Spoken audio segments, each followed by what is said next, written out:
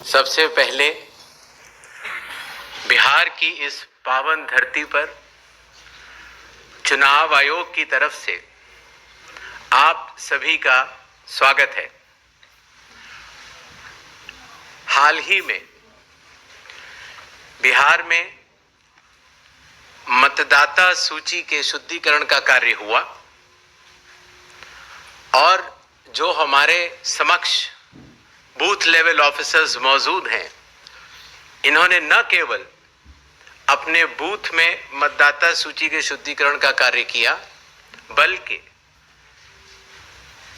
इन लोगों के साथ साथ बिहार के 90,217 बूथ लेवल ऑफिसर्स ने एक ऐसा कार्य किया जो कि पूरे देश में अनुकरणीय है। मैं निवेदन करूंगा कि करतल ध्वनि के साथ हमारे इन योद्धाओं को प्रोत्साहन दिया जाए। आप लोगों का बहुत बहुत धन्यवाद, क्योंकि आप लोग न केवल अपने बूथ में मतदाताओं के साथ काम करते हुए आपने न केवल मतदाता सूची को शुद्ध किया है, बल्कि पूरे देश में जो बाकी बूथ लेवल ऑफिसर्स जब इस कार्य को करेंगे तो उनको आपसे बहुत बहुत प्रेरणा मिलेगी। जैसे कि विश्व को बिहार की वैशाली ने ही गणतंत्र का रास्ता दिखाया था, वैसे ही आप सभी लोग मिलकर अब देश को मतदाता सूची को शुद्ध करने के कार्य के लिए प्रेरणा का स्रोत बनेंगे। बहुत बहुत धन्यवाद। बीएलओ से निवेदन है कि थोड़ा आगे आ जाएं फटाफट, और ताकि एक ग्रुप फोटोग्राफ हो जाए, फिर आप लोग जा सकते। सर, मैं रिक्वेस्ट करूंगा कमीशन से कि काइंडली खड़े हो जाते देर लगे।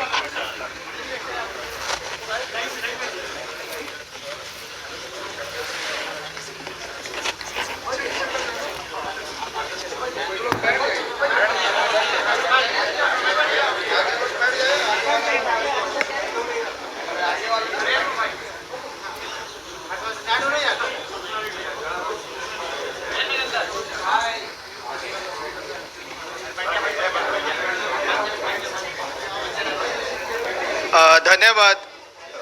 बीएलओ से निवेदन करूंगा कि वो अपनी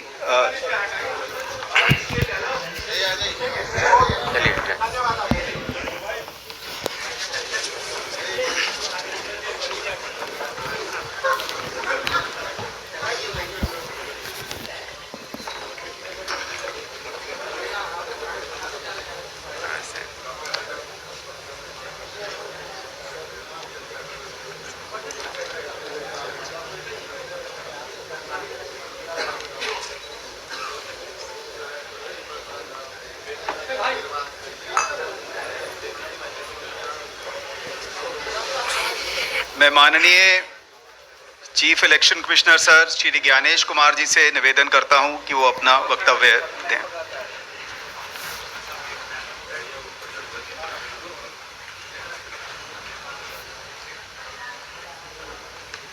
ऑनरेबल भारत के निर्वाचन आयुक्त डॉक्टर सुखबीर सिंह संधू जी, ऑनरेबल डॉक्टर विवेक जोशी, भारत के निर्वाचन आयुक्त, निर्वाचन आयोग के वरिष्ठ अधिकारियों की टीम, बिहार के chief electoral officer Shri Vinod Gunjiyal ji और बिहार की इस पावन भूमि के हमारे मीडिया सहकर्मी, हम सबसे पहले भारत के सभे मतदाता के अभिनंदन करतानी आ विशेष गहन पुनरीक्षण अभियान SIR के सफलतापूर्वक संपन्न करावे खातिर रउआ सभे के कोटि कोटि आभार आ धन्यवाद जतावत बानी। भारत निर्वाचन आयोग की तरफ से बिहार के सब मतदाता सभक अभिवादन करैत छी।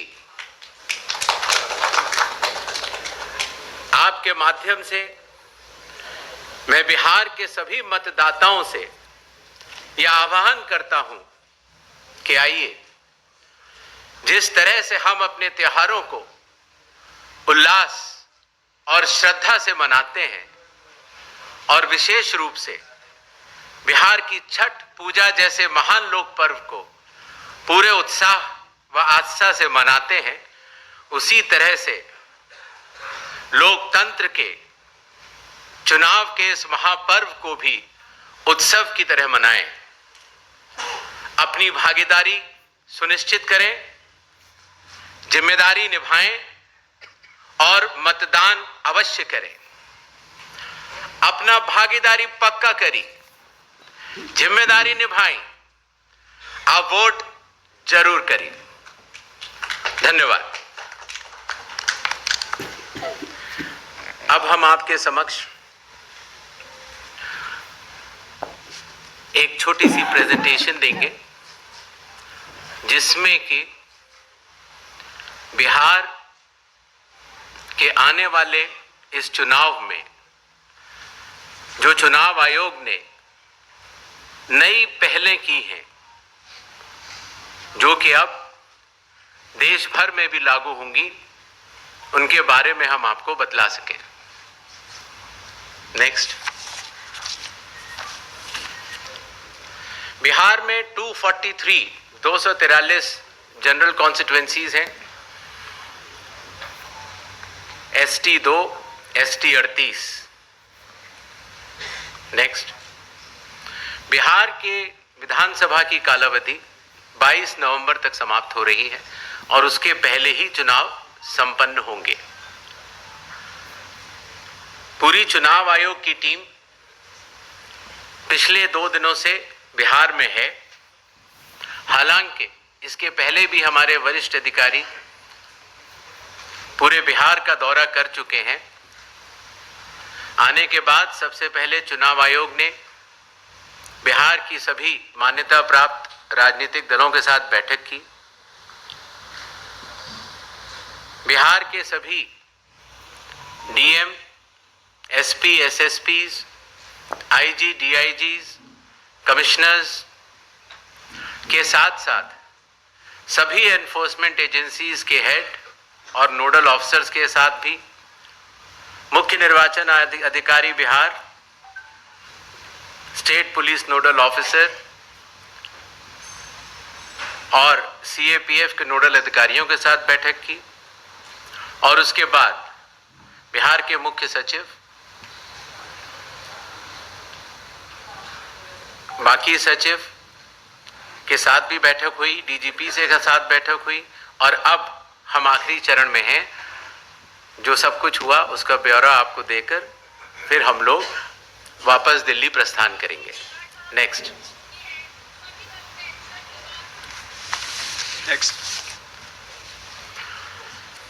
बिहार से शुरू होने वाली कुछ पहलों में सबसे पहले परिशीलन, ट्रेनिंग। बूथ लेवल एजेंट्स की पहली बार चुनाव आयोग ने ट्रेनिंग की और बिहार के सभी बूथ लेवल एजेंट्स 1 की ट्रेनिंग कुछ माह पूर्व ही दिल्ली में संपन्न हुई। साथ ही साथ बूथ लेवल ऑफिसर्स की भी ट्रिपल आईडीएम में ट्रेनिंग हुई और अभी तक देश भर के लगभग 700 बूथ लेवल ऑफिसर्स और सुपरवाइजर्स की ट्रेनिंग पूरी की जा चुकी है। साधारण तौर से पुलिस ऑफिसर्स की ट्रेनिंग जिला या स्टेट में ही होती थी, लेकिन इस बार एक मानक के तौर पर उसको दिल्ली में भी ट्रेनिंग शुरू की गई। मतदाता सूची, इसमें सबसे बड़ी पहल रही विशेष गहन परीक्षण अर्थात स्पेशल इंटेंसिव रिवीजन। ये कार्य 24 जून 2025 से शुरू हुआ और कालावधि पूर्ण होने से पहले ही समयबद्ध तरीके से सभी मतदाताओं के सहयोग के साथ समाप्त हुआ। जो बूथ लेवल ऑफिसर्स, निर्वाचक पंजीयक अधिकारी जो इतनी मेहनत के साथ ये कार्य करते हैं, उनके मानसिक मोटिवेशन के लिए उनका रिन्यूमरेशन भी बढ़ाया गया। काफी वर्षों के बाद ये पहली बार हुआ और खास तौर से ईआरओज और एईआरओज को पहली बार ऑनरेरियम देने की व्यवस्था की गई। पहले ये बात सुनने में आती थी कि वोटर कार्ड मिलने में बहुत देरी होती है, इसलिए चुनाव आयोग ने वोटर कार्ड के वितरण की हर चरण की एनालिसिस करते हुए अब उसको 15 दिन के अंदर हमारे मतदाता को मिल जाए, ऐसी व्यवस्था की। बूथ लेवल ऑफिसर्स को जब वो मतदाता के पास जाएं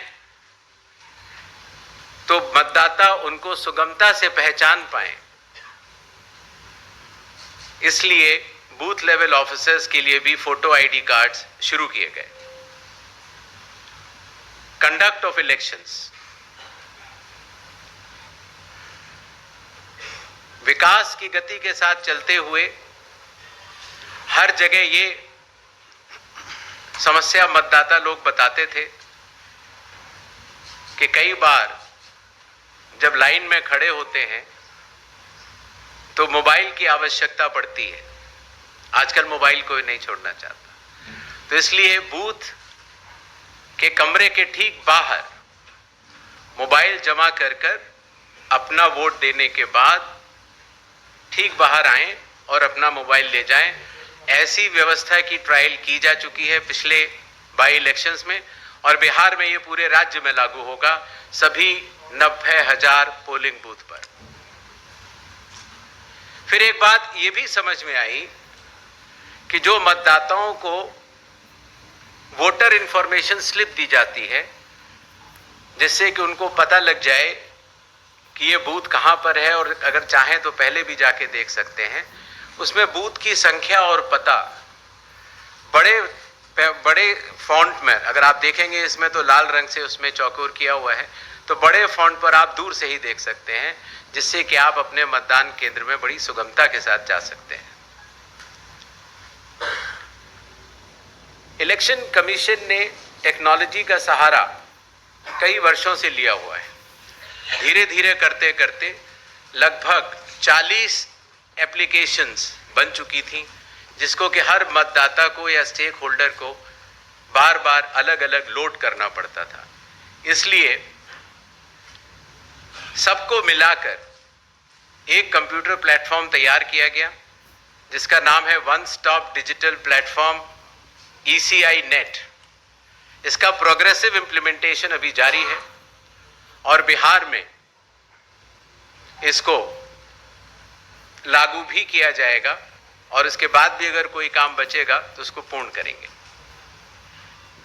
कई बार ये बात भी आती थी कि चूंकि पोलिंग स्टेशंस पर मतदाताओं की संख्या 1500 या उससे अधिक हो जाती थी, तो बहुत लंबी लंबी क्यूज लग जाती थी और खास तौर से आखिरी घंटों में क्यू को मैनेज करना मुश्किल भी हो जाता था।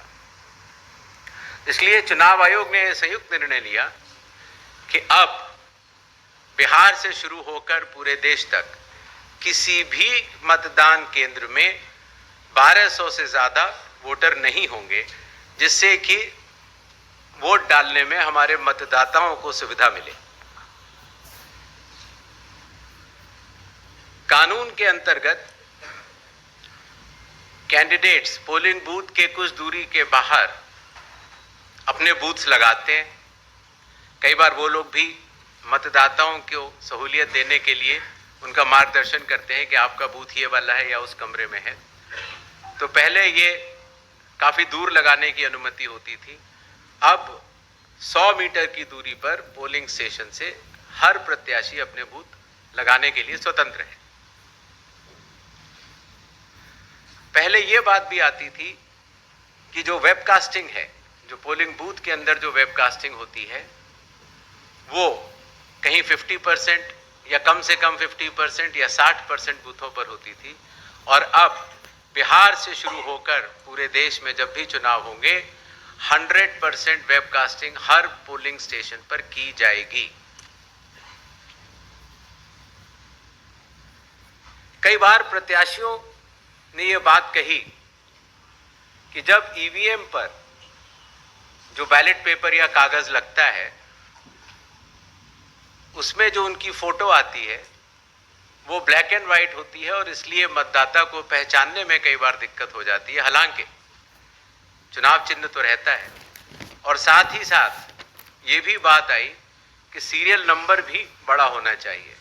तो इसलिए बिहार के चुनाव से शुरू करके पूरे देश में अब सीरियल नंबर का फॉन्ट भी बड़ा होगा, और प्रत्याशियों की फोटोग्राफ वो कलर्ड फोटोग्राफ लगाई जाएगी।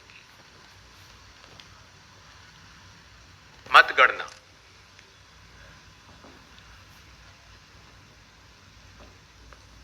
पहले जब वोट्स की काउंटिंग होती थी तो अगर फॉर्म 17C, जिसके बारे में आपको बाद में आगे बताऊंगा, अगर उसमें जो प्रिसाइडिंग ऑफिसर पोलिंग एजेंट्स को देते हैं और ईवीएम की काउंटिंग यूनिट में अगर कोई भी मिसमैच होगा तो ऐसी सभी वीवीपैट की गिनती पूर्णतः की जाएगी।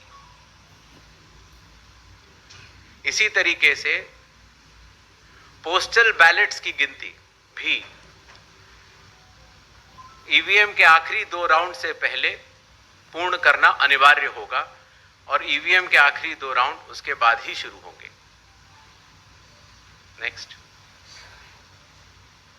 और सबसे बड़ी बात, जब चुनाव खत्म हो जाता है तो उसके बाद हमारे सारे मीडिया कर्मी और काफ़ी लोग ये जानना चाहते हैं कि कितने वोटर्स थे, कितने लोगों ने वोट किया, कितनी महिलाओं ने वोट किया।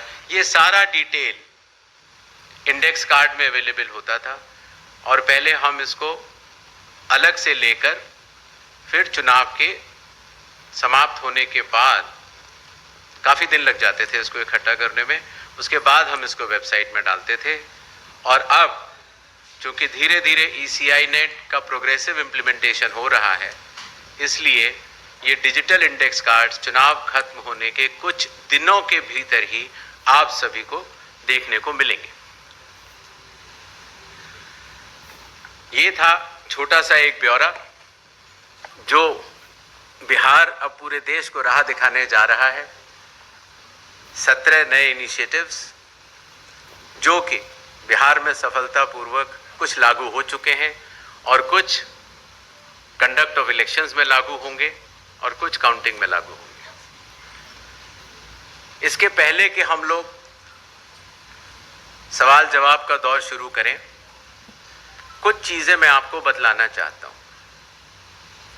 भारत में चुनाव संविधान, लोक प्रतिनिधित्व कानून और रूल्स के अंतर्गत होते हैं।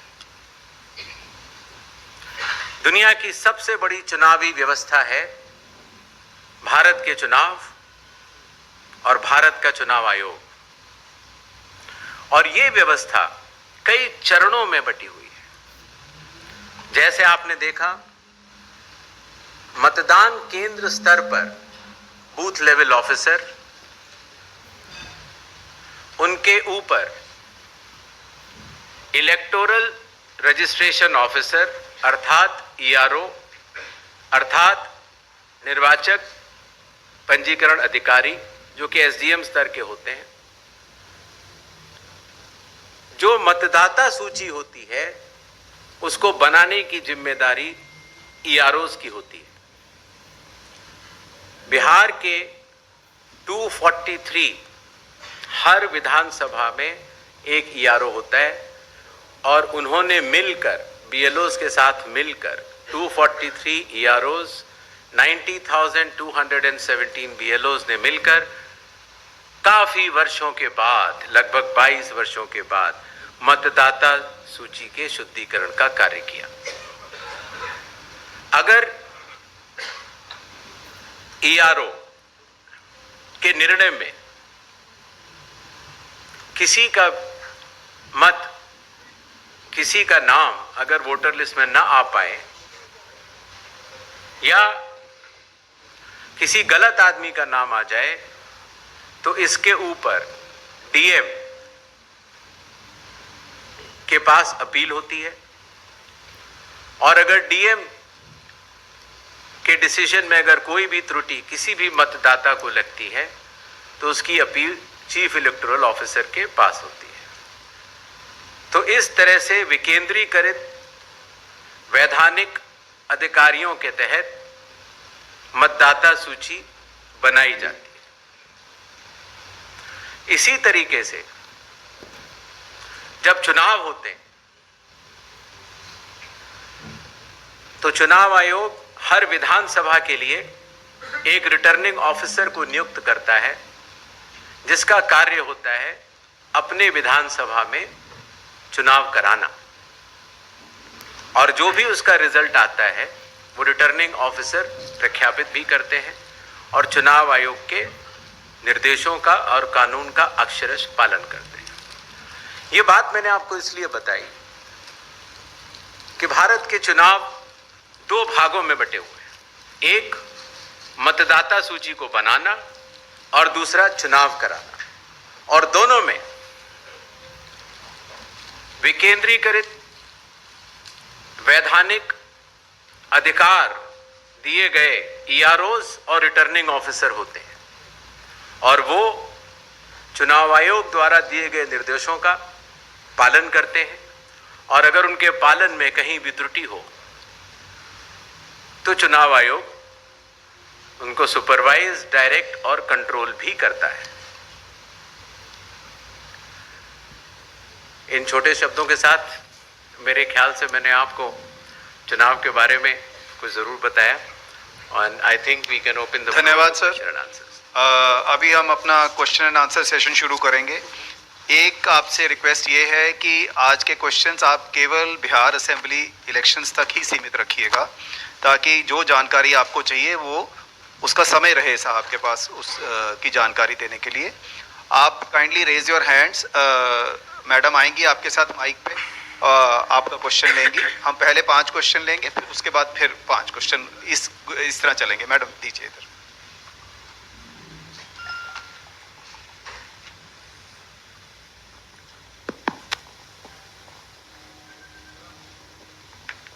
सर, मेरा नाम ब्रजेश मिश्रा है और मैं आईएनएस न्यूज़ एजेंसी से हूँ। सवाल ये है कि जिस तरीके से बिहार में शुद्धिकरण का काम किया गया और बहुत सारे आरोप लगे, तो और राहुल गांधी ने, नेता विपक्ष हैं, उन्होंने वोट चोरी तक का आरोप लगाया, और फिलहाल वो कोलंबिया घूम रहे हैं। ऐसे में आप कितना सीरियस उनके आरोपों को लेते हैं, और उनके एटम बम, नाइट्रोजन बम और हाइड्रोजन बम से आयोग कितना घायल महसूस कर रहा है? नेक्स्ट क्वेश्चन इधर दीजिए मैडम। सर, आपने एसआईआर कराया, लेकिन कई सारे मेरा नाम मनीष है, मैं डिकोडर से हूँ। आपने एसआईआर बिहार में कराया, इतना बड़ा जाइगेंटिक टास्क था। कई सारे इलेक्शन एक्सपर्ट्स, एनालिस्ट, जिसमें आपके फॉर्मर सीईसी हैं, उन्होंने कहा कि ये जो पूरा एक्सरसाइज है, इतने बड़ा एक्सरसाइज इलेक्शन बाउंड स्टेट में 4 महीने पहले कराना, ये इलेक्शन कमीशन का इनकम्पिटेंस है, उन्होंने ऑन रिकॉर्ड कहा। दूसरे कई लोगों ने कहा कि ये 50 सालों में चुनाव आयोग के द्वारा सबसे वर्स्ट डिसीजन था। कुछ लोगों ने ये भी कहा कि ये इनकम्पिटेंस प्लस मोटिवेटेड डिसीजन इसलिए रहा कि इसमें कुछ सेक्शंस ऑफ द सोसाइटी को जानबूझकर एक्सक्लूड करने की कोशिश की गई। So what is your response to, how do you respond to these charges of incompetence plus motivated decision? दूसरा मेरा एक ये है कि आपने please let's restrict to 1 question, will come back to you, no problem. इधर दीजिए, ये साहब बैठे। सर, मेरा नाम शशि भूषण है, मैं प्रभात खबर अखबार से हूँ। सर, मेरा सवाल है कि बिहार के जो प्रतिपक्ष के नेता हैं, उनका आरोप है कि एक ही घर में कई मतदाताओं के नाम शामिल किए गए हैं। तो ये जो हाउस लिस्टिंग का काम है, क्या इसमें सुधार होगा या वैसे ही रहेगा? दूसरा सर ये है कि फॉर्म 70C इसको लेकर क्या है कि क्या जो पहले वोटर एजेंट जो पॉलिटिकल पार्टी के चले जाते हैं तो उनकी क्या बाध्यता रहेगी कि वो लेकर और हस्ताक्षर करके ही वहां से जाए? Next question. और इसी से एक जुड़ा हुआ है सर, एक और जुड़ा हुआ है जी, आप काइंडली ऐसे सर, मॉक पोल को लेके क्या जितने पॉलिटिकल पार्टी भाग लिए हैं और जो नहीं लिए हैं, क्या उनका ब्यौरा आप जारी करेंगे? Sir, good morning, Kaushalendra Mishra from Hindustan newspaper. Sir, मेरा सवाल एक है कि बिहार चुनाव हो या देश के कहीं भी चुनाव होते हैं, एक पैरामीटर फिक्स है कि प्रत्येक उम्मीदवार सर्टेन अमाउंट ही खर्च कर पाएगा, लेकिन हकीकत में वैसा होता नहीं है। तो इसको मॉनिटर करने के लिए कोई सख्त कदम सीसी उठाएंगे? और दूसरा सर, एक सवाल है। You will have to repeat the question. Sir, सवाल ये था कि एक पैरामीटर फिक्स है कि 40 लाख विधानसभा में खर्च कर पाएंगे उम्मीदवार, तो उससे अमूमन एक्सीड ही करता है, ये नॉन फिगर ये बातें हैं। तो इसको मॉनिटर कैसे सुनिश्चित कराएंगे आपकी लिमिट में वो खर्च हो? दूसरा सर, एक इसी से जुड़ी हुई सवाल है कि हमारे कई उम्मीदवार हैं, कई पॉलिटिकल पार्टियां मान्यता प्राप्त आपके यहाँ से हैं, जिनके उम्मीदवार बहुत पुअर बैकग्राउंड से आते हैं, उन पे छोटे मोटे अपराध के मामले भी होते हैं। तो क्या वैसे उम्मीदवारों के लिए जो 3 अखबारों में या ये पब्लिश करने की बाध्यता है, उसमें भी कोई आप रिलैक्सेशन देने जा रहे हैं? Thank you. हाँ जी, बताइए। सर मैं रजनीश जी, बिहार झारखंड से। और सर, एक सवाल है कि जो बिहार सरकार अभी जो गणना कराई थी यहाँ पे, उसमें सेक्स रेशियो जो है 914 था प्रति 1000 पुरुष पे महिलाओं की जो संख्या, और अभी आपकी ओर से जो SIR हुआ है तो उसमें ये संख्या घट गई है। तो क्या महिलाओं के नाम कटे हैं ज़्यादा या फिर जुड़ नहीं पाए हैं प्रॉपर? इसमें जो अंतर है, इसमें क्या वजह है? Sir, Braj Kishore Dubey. Sir, Braj Kishore Dubey. Please please अभी आंसर लीजिए, फिर नेक्स्ट राउंड में। सर, एक सवाल ले लिया जाए। आते हैं हम, नेक्स्ट राउंड में आते हैं आपके पास, नो प्रॉब्लम। सबसे पहले 17C के बारे में बतलाना चाहूंगा, मॉक पोल और 17C। हर मतदान केंद्र पर मतदाताओं द्वारा मतदान होने से पहले एक मॉक पोल होता है, और मॉक पोल में प्रत्याशियों द्वारा नामित पोलिंग एजेंट्स के समक्ष ईवीएम और वीवीपैट, ईवीएम में पोलिंग की जाती है और वीवीपैट से उसका मिलान किया जाता है। मॉक पोल करना आवश्यक होता है जिससे कि पारदर्शिता का अनुभव हमारे प्रत्याशियों के पोलिंग एजेंट्स भी कर सकें। इसीलिए आपके माध्यम से ये मैं जरूर कहना चाहूँगा कि बिहार के आगामी चुनावों में जो जो प्रत्याशी खड़े हों वो अपने बूथों पर अपने पोलिंग एजेंट्स जरूर नामित करें। इसी तरीके से जब मतदान पूर्ण हो जाता है तो कानून के अंतर्गत उस समय जो पोलिंग एजेंट्स उपस्थित होते हैं, प्रिसाइडिंग ऑफिसर ईवीएम में देखते हैं कि टोटल कितने वोट पड़े, और वो फॉर्म 17C में भरने के बाद उन पोलिंग एजेंट्स को देते हैं जो कि वहां उपस्थित होते हैं। तो आपके माध्यम से आगामी प्रत्याशियों को भी मैं ये कहना चाहूंगा कि अपने पोलिंग एजेंट्स को मतदान शुरू होने से पहले पहुंचे, मॉक पोल अपने आंखों के सामने देखें और उसी तरीके से मतदान पूर्ण होने पर प्रिसाइडिंग ऑफिसर से अपना फॉर्म 17C लेकर आएं। इस बात का जवाब मैं पहले दे चुका हूं कि जिन लोगों के पास अपने घर नहीं होते या जिन लोगों को पंचायत या म्यूनिसिपैलिटीज ने कोई घर का नंबर नहीं दिया होता है, तो या तो आसपास के घर का नंबर देते हैं और या कई बार शून्य लिख देते हैं।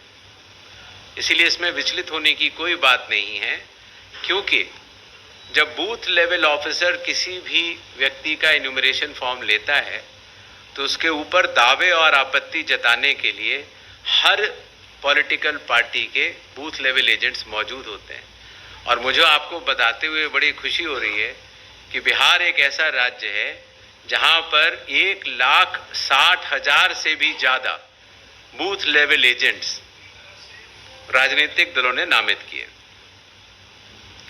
जहां तक स्पेशल इंटेंसिव रिवीजन चुनाव के पहले कराए जाने के निर्णय की बात है, तो अगर आप लोक प्रतिनिधित्व कानून के हिसाब से अगर चलेंगे तो रिवीजन हर चुनाव के पहले चुनाव आयोग को कराना लॉफुल है और लॉ के अंतर्गत कराना ही होता है। किसी का यह कहना कि रिवीजन चुनाव के बाद होना चाहिए वो न्याय संगत नहीं। एक और विषय आया कि जब हमारे बूथ लेवल ऑफिसर्स ने घर घर जाकर मतगणना के फॉर्म्स की भरवाई की और ड्राफ्ट सूची में जिन लोगों का नाम आया 1 अगस्त 2025 को, और उसके बाद सभी राजनीतिक दलों को, सभी बूथ लेवल एजेंट्स को 1 अगस्त से लेकर पहले 1 सितंबर तक अपने दावे और आपत्ति, अर्थात अगर किसी का नाम छूट गया है तो बताने की पूर्ण स्वतंत्रता थी। अखबारों में ऐड दिए गए और इसी तरीके से अगर किसी अयोग्य आदमी का नाम अंदर चला गया है तो फॉर्म 7 भरने के बाद उसका नाम कटवाने की अर्जी देने के लिए कहा गया। ये कार्य 1 सितंबर को पूर्ण हुआ। चूंकि शायद और वास्तव में हमारे बूथ लेवल ऑफिसर्स ने काफ़ी अच्छा काम किया था, तो बहुत अधिक न तो दावे आए न आपत्तियां आईं, और अगर आई भी तो लोगों ने अपना नाम कटवाने के लिए दी, शायद क्योंकि उन्हें तब तक इस बात का काफ़ी अवेयरनेस हो चुकी थी कि आपका वोट सिर्फ एक जगह होना चाहिए, किसी एक असेंबली कॉन्स्टिट्यूंसी में ही हो सकता है। 1 सितंबर के बाद नॉमिनेशन के लास्ट दिन से 10 दिन पहले तक अभी भी समय मौजूद है। अगर किसी भी व्यक्ति को, किसी भी राजनीतिक दल को ये लगता है कि कोई योग्य मतदाता छूट गया है या किसी अयोग्य मतदाता का नाम मतदाता सूची में है, तो वो अपने दावे और आपत्ति जारी कर सकता है और उनके द्वारा मिले हुए दावे और आपत्तियां ERO लेवल पर उनका निस्तारण किया जाएगा और नॉमिनेशन का प्रोसेस खत्म होने के बाद चुनाव खत्म होने तक फिर वो सूची फ्रीज हो जाती है। अभी समय बाकी है। जहां तक खर्च की लिमिट की बात है, खर्च की लिमिट के इंस्ट्रक्शंस चुनाव आयोग द्वारा जारी किए जा चुके हैं। हर जिले में एक एक्सपेंडिचर ऑब्जर्वर की भी नियुक्ति की गई है, जो कि राजस्व सर्विसेज से होंगे और वो एक्सपेंडिचर का लेखा ब्यौरा रखेंगे। क्रिमिनल रिकॉर्ड के लिए कोई छोटा बड़ा नहीं है। आप कैसे भी प्रत्याशी हो, कमीशन के निर्देशों के अनुसार जो भी प्रक्रिया का पालन करना है आपको अखबार में बताना है या पब्लिक को बताना है कि ये क्रिमिनल रिकॉर्ड है, वो बताना अनिवार्य है।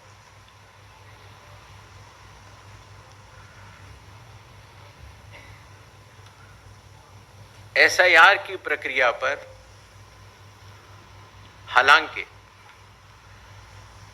सोशल मीडिया पर कुछ बातें कही जरूर गई, लेकिन एक ये बात भी सत्य है कि बिहार के लगभग 7 करोड़ 42 लाख मतदाताओं ने इसका स्वागत भी किया है और बढ़ चढ़कर हिस्सा लिया है। इसीलिए आपके माध्यम से बिहार के सभी मतदाताओं का मैं बहुत बहुत धन्यवाद भी करना चाहता हूँ। नेक्स्ट इधर दीजिए, वो पीछे दीजिए। हाँ, नमस्ते, मेरा नाम पुष्य मित्र है, मैं इंडिया टुडे से हूँ। मैं ये जानने में मतलब मेरी रुचि रही जब फाइनल ड्राफ्ट रोल आ गया कि क्या बिहार में एसआईआर के बाद कुछ विदेशी नागरिक ऐसे मिले जिन्होंने अपना वोटर आईडी बना रखा था, लेकिन मुझे ये जानकारी किसी भी प्रेस रिलीज में नहीं मिली, पूछने पर भी नहीं मिली। क्या कुछ विदेशी नागरिक मिले हैं? क्योंकि ये बड़ा मुद्दा बिहार के चुनाव में बनता नजर आ रहा है। खासतौर पर बड़े नेता आके यहाँ कहते हैं कि घुसपैठियों को हटाने के लिए एसआईआर किया गया है। तो दो सवाल हैं, क्या घुसपैठियों को हटाने के लिए एसआईआर हुआ था और क्या घुसपैठिए मिले? Thank you. इधर दीजिए ब्रजकिशोर दुबे, दैनिक भास्कर से।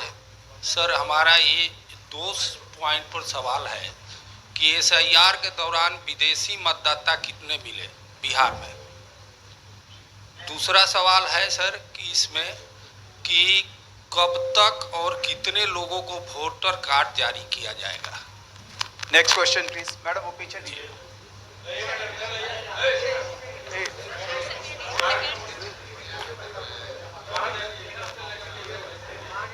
Good afternoon please good afternoon. देखिए, will come to you please. Good afternoon Gyanesh ji, मैं प्रभाकर कुमार हूँ एनडीटीवी न्यूज़ चैनल से। मेरे 2 सवाल हैं छोटे से। पहला तो एक पॉलिटिकल गुट ने आपसे एक फेज में चुनाव की बात की है, उसके अपने रीजन दिए उन्होंने, और दूसरों ने 2 फेज में बात की है। उस पर इलेक्शन कमीशन क्या सोचता है? दूसरा, एक पर्टिकुलर नेशनल पॉलिटिकल पार्टी ने आपसे निवेदन किया है कि महिलाओं को बुर्का में चुनाव बूथ पे ना जाने दिया जाए, अगर वो जाएं तो उन्हें उनका बुर्का हटा के चेक करना चाहिए। ऐसी आपके पास रिक्वेस्ट आई थी कल आपकी मीटिंग में। तो क्योंकि ये मामला सेंसिटिव है, इस पर हम चुनाव आयोग क्या सोचता है वो जानना चाहेंगे। Will come to it. ये इधर दीजिए। Anirban from Hindustan Times. Sir, 2 सवाल है। सुप्रीम कोर्ट का एक निर्णय आया है, उसमें आधार कार्ड को लागू करने के लिए कहा गया है among the 11 documents, apart from the 11 documents. ये क्या इलेक्शन कमीशन जब पैन इंडिया एसआईआर करेगी तो Aadhaar will be one of the documents included?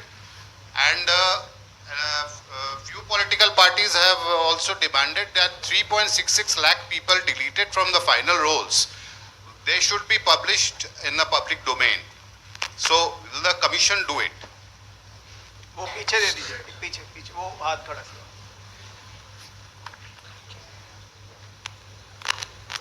मैं प्रशांत झा हूँ, जी न्यूज से। मेरा एक सवाल है कि सकरा एक विधानसभा क्षेत्र है मुजफ्फरपुर में, वहाँ एक गांव है मोहनपुर कटेसर। पूरा गांव हिंदू का है और उस पूरे गांव में लगभग 100 मुस्लिमों के नाम जोड़ दिए गए।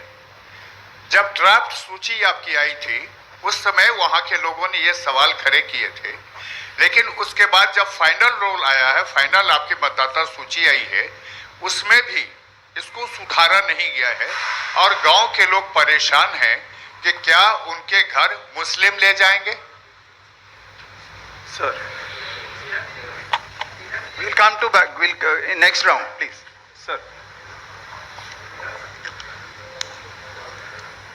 जैसा कि हमने आपको नई पहलों में बताया था, वोटर कार्ड,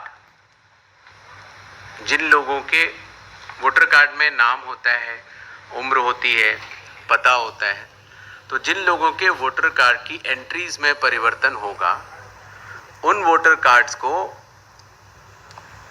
सूची फाइनल होने के 15 दिन के भीतर भिजवा दिया जाएगा। जहां तक 1, 2 या 3 फेज चुनावों की बात है, हम लोगों ने राजनीतिक दलों की बातें सुनी,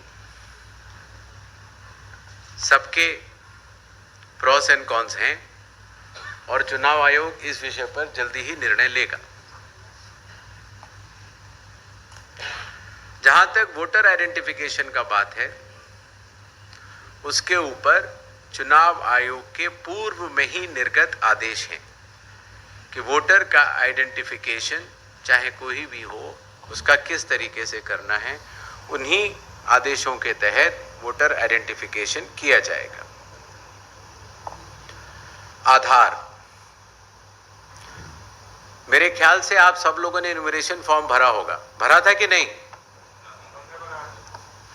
तो इन्यूमरेशन फॉर्म में ही चुनाव आयोग ने आधार कार्ड मांगा था। आधार एक्ट के तहत भी और लोक प्रतिनिधित्व कानून 1950 की धारा 26 के तहत भी आधार नंबर देना अनिवार्य नहीं होता, वो ऑप्शनल होता है। आधार का जो होल्डर होता है उसके ऊपर निर्भर करता है। आधार कार्ड आधार एक्ट के तहत भी न तो जहां आप रहते हैं उसका प्रमाण होता है और न नागरिकता का प्रमाण होता है। ये सेक्शन 9 आधार एक्ट का इस विषय में स्पष्ट है। अगर आपने किसी ने भी 2023 के बाद अगर अपना आधार बनवाया हो या 2023 के बाद अगर आपने डाउनलोड किया हो, तो आधार कार्ड स्वयं माननीय सुप्रीम कोर्ट के कई आदेशों के अंतर्गत यह भी कहता है कि आधार कार्ड जन्म तिथि का प्रमाण नहीं है।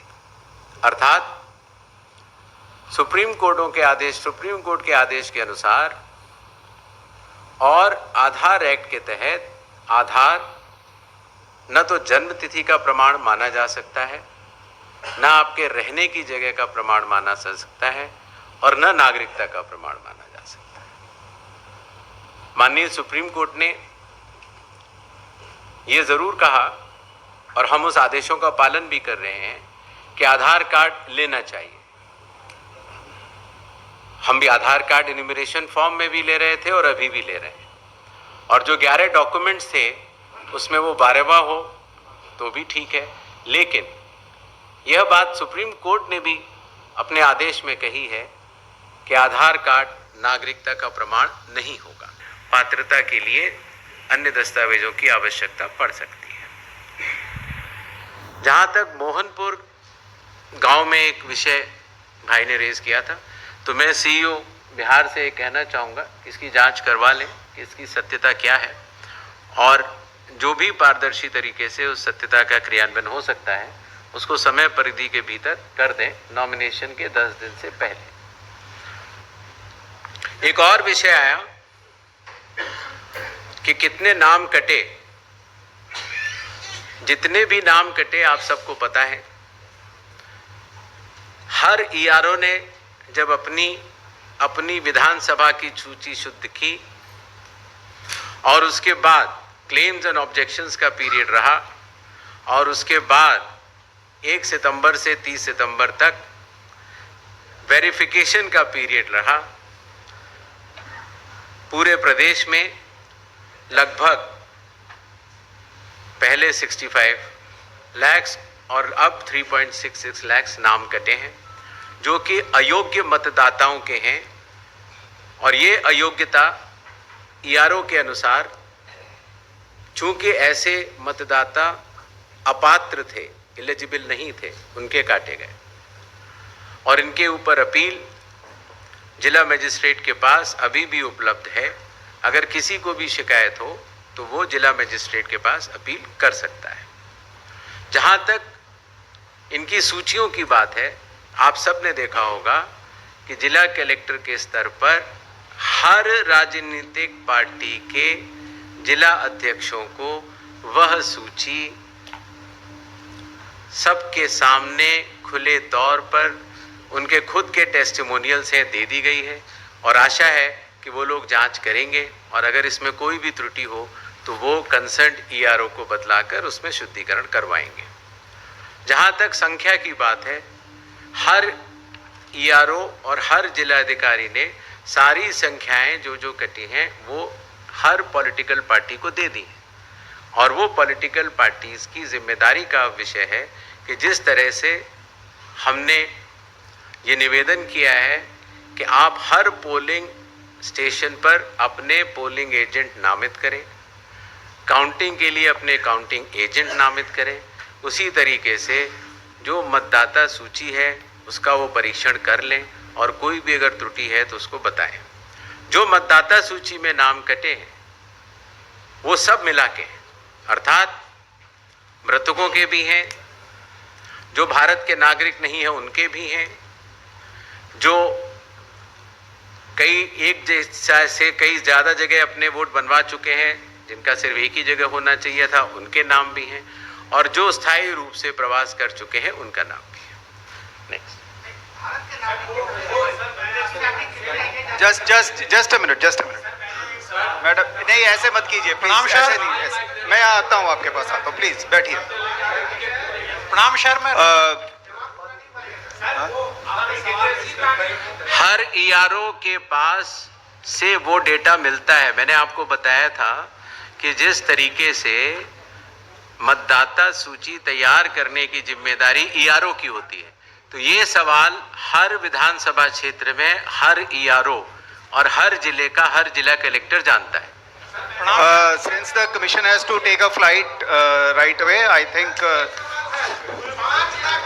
प्रणाम सर। मैं Raman Shukla, Thank you so much. से।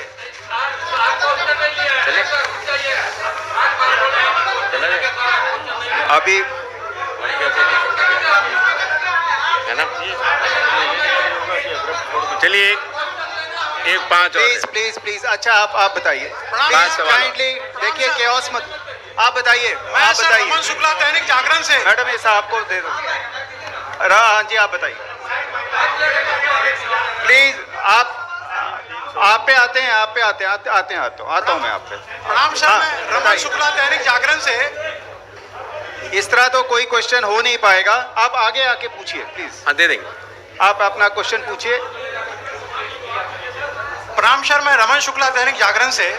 सवाल सर यह है कि क्या आपकी बार सभी मतदाताओं को बिहार में नया ईपिक दिया जाएगा? क्या जो 17 नवाचार आप कर रहे हैं उसमें ये शामिल है?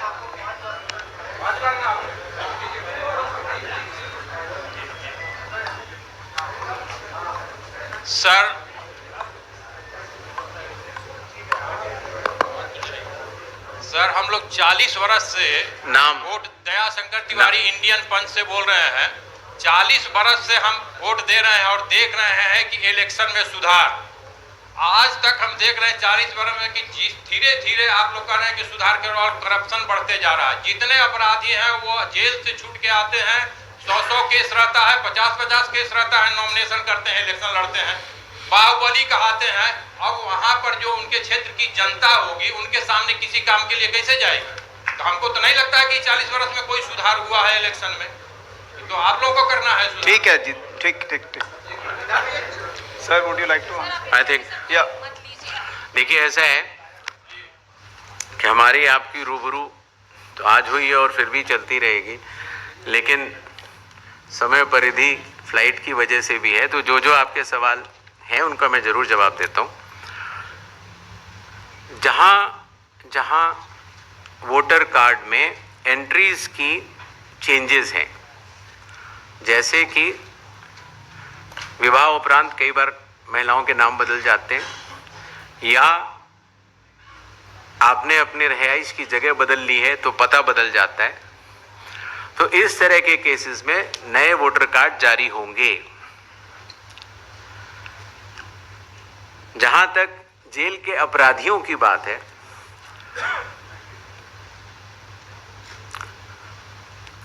संविधान का अनुच्छेद 326 ये कहता है कि संसद द्वारा पारित कानून के अंतर्गत अगर कोई भी अपराधी जिसकी लिमिट कानून द्वारा निर्धारित होती है, उसमें से कुछ लोग चुनाव लड़ने के लिए अलाउड होते हैं। अगर छोटा अपराध होता है और बड़ा होता है तो अलाउड नहीं होता है।